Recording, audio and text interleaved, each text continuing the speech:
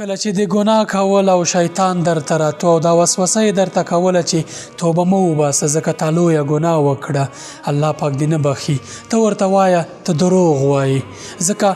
الله پاک نه یوازې دا چې ما بخي بلکې په بدل کې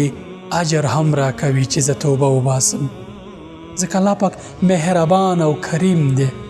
ډاډه اوسه کله چې ته ګناه کوي او له خپلې ګناه توبه وباسې، نه یوازې دا چې الله پاک دې بخي بلکې همدومره ګناه چې دې کړې د دې په بدل کې اجر او ثواب درکوي. پخپله یې په قرآن کریم کې ویلي دي: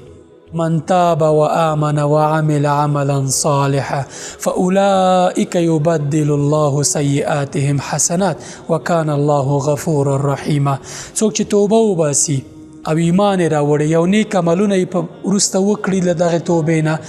نه یوازې دا چې الله پاک بخي بلکې